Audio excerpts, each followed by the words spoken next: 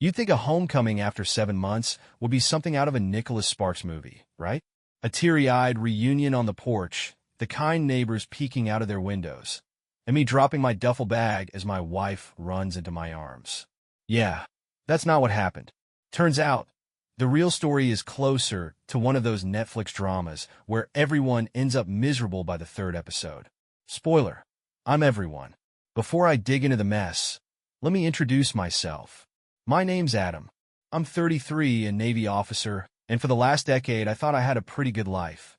A solid career, a house that still smells faintly of Chloe's vanilla candles, and a wife who, until recently, was the one person I trusted above all else. We've been married 10 years, and for most of that time, we were a team. She held down the home front while I was deployed, and I worked my ass off to make sure she never had to worry about bills, repairs, or emergencies. Chloe was my anchor, my reason to come back in one piece. I'm the guy who kept a photo of her in my locker, and yeah, I might have talked about her so much that my shipmates started calling me the husband. This last deployment was brutal, long hours, endless gray water, and too much time to think. But Chloe's emails kept me going. Every line made the distance feel bearable. I miss you. The house is so quiet without you. Can't wait to have you back in our bed. Her words were like little life rafts in the middle of a storm. So when I got an unexpected 5-day leave, I didn't think twice. I wasn't going to waste a second of it on travel plans or calls to friends. This was for Chloe. The idea hit me like lightning. What if I surprised her? I pictured her reaction a dozen times on the drive home. The shock, the joy, the hug that would make the long months apart melt away. I didn't tell her I was coming. I didn't want to ruin the moment. The drive was long, but full of anticipation.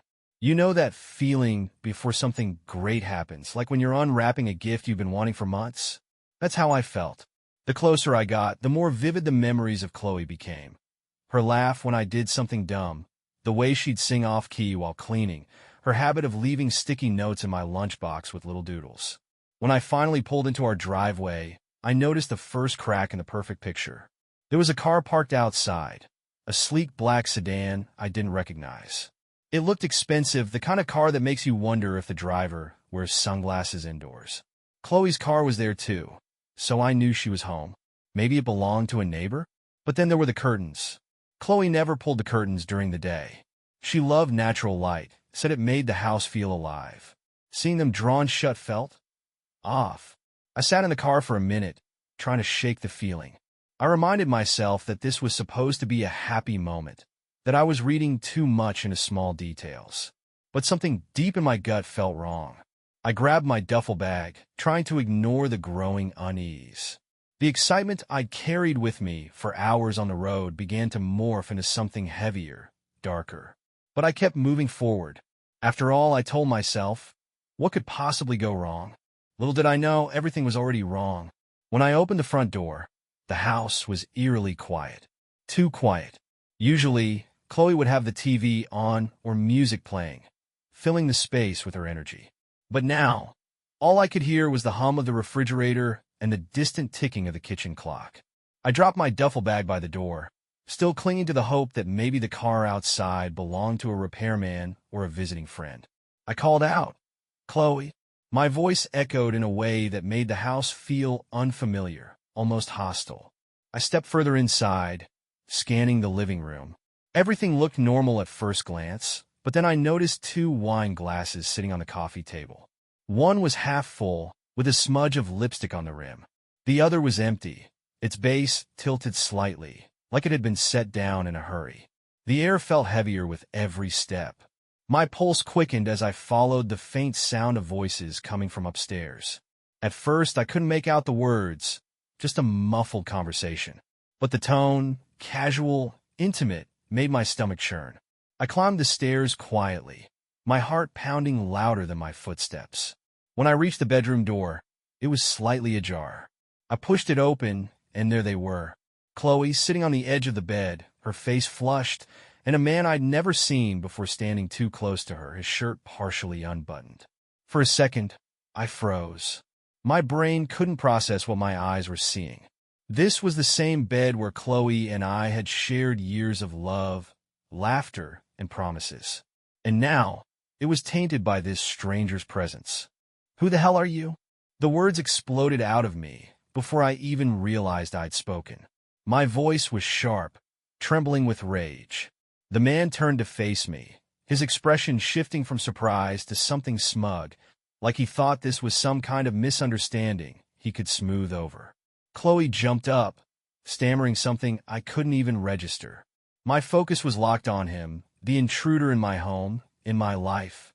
"You've got 5 seconds to explain yourself before I throw you through that window," I said, stepping closer.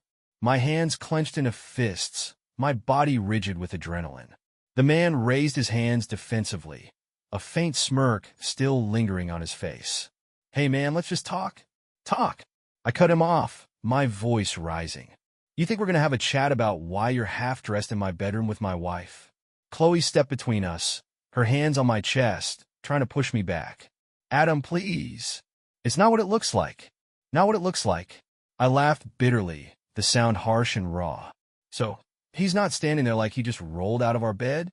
The man took a step forward, his smug demeanor faltering. "Look, I didn't know she was married. Don't you dare play innocent." I snapped, taking another step toward him. My fists were itching to land a punch, but I held back for now. Chloe was pleading now, her voice cracking. "Adam, stop. Please just listen." "Listen to what?" I roared. "To your excuses? To his lies? You think anything you say is going to make this better?" The man muttered something under his breath, and that was it. I lunged. Chloe screamed, grabbing my arm as I swung at him. He dodged, tripping over the edge of the bed as he scrambled for the door. "Get out of my house!" I shouted, my voice echoing off the walls. He didn't need to be told twice. The door slammed shut behind him, leaving Chloe and me alone in the suffocating silence. Her tear-streaked face stared back at me, but I didn't feel pity. I felt betrayed. And as much as I wanted to hear her explanation, a part of me already knew the truth. Nothing she said could undo the damage. The silence after the door slammed was deafening. Chloe stood there, shaking, her arms wrapped tightly around herself like they were the only thing keeping her together. But I wasn't fooled. I knew that beneath her tears was the same person who had smiled so sweetly in our wedding photos. The same smile she'd just used to welcome another man into our bed. I took a step back, my hands still clenched, and stared at her. I wanted to hear what excuse she'd cook up, but I already felt the rising storm of anger that no amount of words could calm. "You want to explain this, Chloe?" My voice was cold, sharper than the edge of the dresser she leaned against. "Or should I just leave now and let you get back to your little guest?" Her head snapped up, and for a moment I thought she'd start crying again. But no, her expression shifted into something else.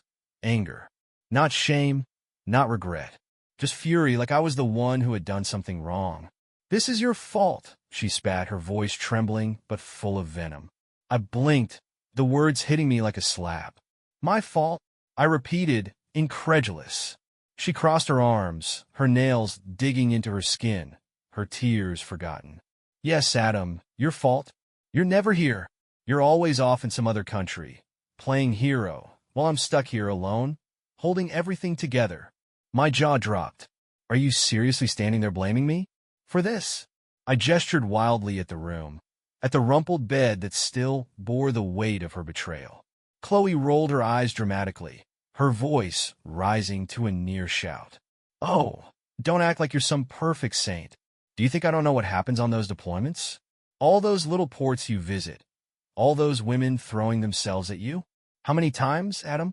How many times did you cheat on me while you were away?" For a second, I was too stunned to respond. The sheer audacity of her accusation was so absurd, so completely unhinged, I almost laughed. But her expression was deadly serious. "You've lost your mind," I finally said, shaking my head. "You're accusing me of cheating? When I've done nothing but work my ass off to provide for us, to make sure you never had to worry about anything while I was gone." She scoffed, pacing back and forth like a cornered animal. "Don't you dare play the martyr, Adam. You're not some innocent victim in this. You left me here, year after year, like I was some piece of furniture to come back to whenever it suited you. Is it so hard to believe that I needed more?" "More," I said, my voice cracking with disbelief. So your solution was to invite some stranger into our house, into our bed? That's how you justify this? Her face twisted into a sneer, her voice dripping with sarcasm. Oh, please. Like you've ever cared about this house. You're never here long enough to even notice what's happening. Maybe if you'd paid more attention to me instead of your precious Navy, this wouldn't have happened.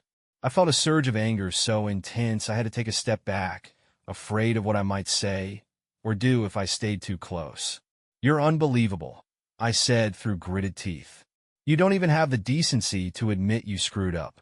You're just twisting this into some sick, backwards narrative where I'm the bad guy. Her laughter was bitter, almost manic. Maybe you were the bad guy, Adam.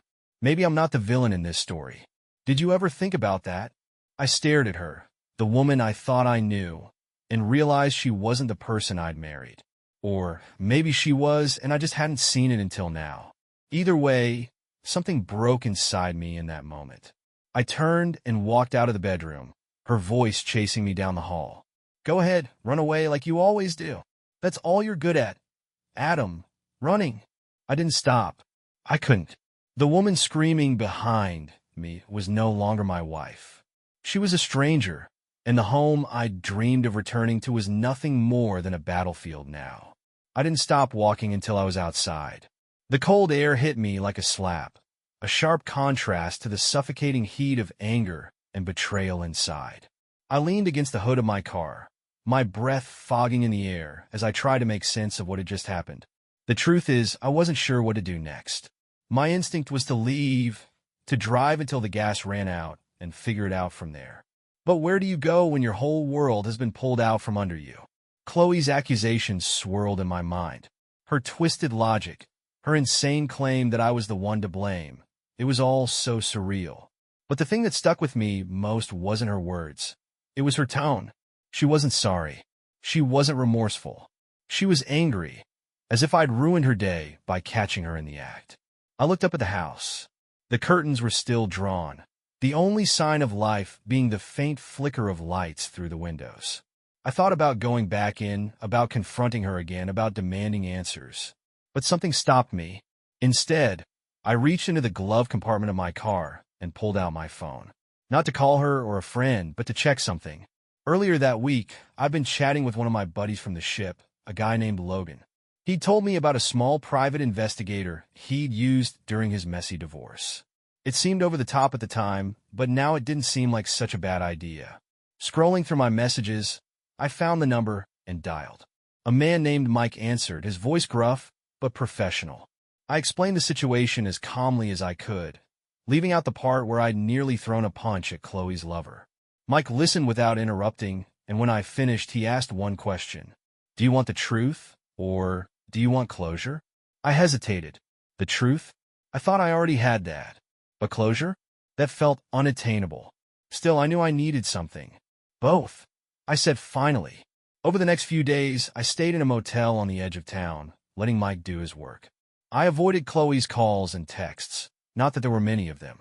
She sent a couple of half-hearted messages, but nothing resembling an apology. It was like she'd already moved on, like I was just a chapter she was ready to close. While Mike dug into her life, I started piecing together everything I'd ignored over the years. The late nights at work, the sudden changes in her wardrobe, the way she'd seemed more glued to her phone these past few months, always tilting the screen away when I walked into the room. I hated myself for not seeing it sooner, but the more I thought about it, the more I realized how carefully she'd curated the image of a devoted wife. The text she'd sent during deployment? Lies. The longing tone in her voice on our calls? Fabricated. She played her part so well that even I, a man trained to notice details, had missed the signs. When Mike called me back with his findings, he sounded almost hesitant, like he wasn't sure I could handle what he'd uncovered. He didn't need to worry. I was numb by then, beyond the point of shock or outrage. She's been seeing him for at least 6 months, Mike said. Probably longer. They've been meeting at hotels, restaurants, even your house. I have pictures, timestamps, the works. It hit me then, this wasn't just a moment of weakness or a lapse in judgment. This was a double life. Chloe hadn't just betrayed me. She'd rewritten our marriage entirely, turning it into something unrecognizable. Mike offered to send the evidence, but I told him to hold on to it for now. I wasn't ready to look at it. What was I supposed to do with a folder full of proof that my life was a lie? Print it out and hang it on the fridge? Instead, I did something I never thought I'd do. I went to see a lawyer. This wasn't going to be a clean break. I knew Chloe, and I knew she wouldn't go quietly. She'd fight, not because she cared about me, but because losing meant losing control. And Chloe never liked to lose. But if there's one thing I've learned from years of deployment, it's this. The only way to win is to stay one step ahead. After days of sitting in that grimy motel room, my thoughts churning like a stormy sea, I decided something. I wasn't going to let Chloe get the last laugh. I wasn't going to let her rewrite the narrative of our lives and walk away thinking she'd gotten away with it. No, this wasn't going to be a quiet, teary-eyed goodbye. It was going to be a reckoning. But first, I had to play the part. I texted Chloe late that night, keeping my tone neutral. Something like, "We need to talk. Let's meet tomorrow at the house." Her response came almost immediately, which ironically was the most attentive she'd been in months. "Of course. I'm glad you're ready to talk." Talk? Sure, we'd talk. I spent the next day setting the stage. Literally. If Chloe wanted a show, she was going to get one. Front row seats, no intermission. First, I cleaned up the house. Not for her sake, but because I wanted everything to look pristine. Perfect. The way it used to feel before she dragged her lies and betrayal into it. Every corner of the living room, every surface of the dining table, spotless. The kind of cleanliness that says, "See what you've ruined?" Next, I arranged the centerpiece of the evening, the evidence. I printed out photos, screenshots of texts, even a couple of receipts Mike had dug up showing that she and Brian had used our shared credit card for their little escapades. I slid them all into a leather-bound folder, the kind you'd use for a business presentation. Professional, cold, efficient. But I didn't stop there. I set up my laptop on the dining table, connected to the TV, ready to display the piece de resistance, security footage. Turns out, those cameras I'd installed weren't just insurance. They were a gift. The clips I'd chosen showed everything. Brian sneaking in, Chloe laughing like a teenager in love, the two of them disappearing upstairs. The playlist was next. I spent an hour curating songs that hit the perfect mix of bitter irony and cruel humor. Unfaithful by Rihanna, Somebody That I Used to Know by Gaudier, Before He Cheats by Carrie Underwood. It was petty, I'll admit, but if Chloe was going to destroy our marriage, she might as well do it to a soundtrack. I even set the table for two. Candles, wine glasses, her favorite meal simmering in the oven. It all had to feel sincere. She needed to walk into that house and believe, even for just a second, that I was ready to forgive her, that I wanted to start fresh. But forgiveness was never on the menu. This wasn't about reconciliation. It was about exposure, about taking all the lies and deceit she'd piled up over the years and shoving them into the light for her to see. If she was going to accuse me of being distant, if she was going to claim this was somehow my fault, she was going to have to do it while staring at the undeniable truth. By the time I was done, the house felt like a theater, the dining table its stage. And I, for once, felt like I had the upper hand. As I lit the candles and poured the wine, a strange calm washed over me. Not peace, exactly. There was nothing peaceful about what I was planning, but a sense of control. For the first time since this nightmare began, I wasn't the one playing catch-up. When the table was set, the playlist cued, and the folder neatly placed beside her plate, I sat down and waited. Chloe would be here soon, thinking this was her chance to explain, to twist the truth into something palatable. But when the curtain rose, she'd see that this wasn't her redemption arc. It was her downfall. When Chloe walked through the door that evening, she looked cautiously optimistic. She wore the smile of someone who believed the storm was over, that I had spent the last few days cooling off, ready to forgive and forget. She didn't know that the storm was just beginning, and she was at the center of it. I greeted her at the door, my expression calm and composed. "You're just in time," I said, motioning toward the dining room. The warm glow of candles flickered against the polished wood of the table, the smell of her favorite pasta dish wafting through the air. Her face softened, and for a moment, she looked almost relieved. "Thank you for this, Adam. I've been wanting to talk." "Not yet." I interrupted gently. Let's wait for the others. She froze. The others? Before she could question further, the doorbell rang. Chloe's parents were the first to arrive, their expressions a mix of confusion and concern. Her mother held a bouquet of flowers, clearly under the impression this was some kind of reconciliation dinner. Her father, a stoic man who rarely showed emotion, raised an eyebrow as I welcomed them inside. "Come in, please," I said warmly, guiding them to the dining room. "We're just waiting for a few more guests." Chloe's face paled, her eyes darting between me and her parents. "Adam, what is this?" she whispered, her voice tight with unease. I didn't answer. The doorbell rang again. This time it was her brother, Eric, and his wife, Sarah.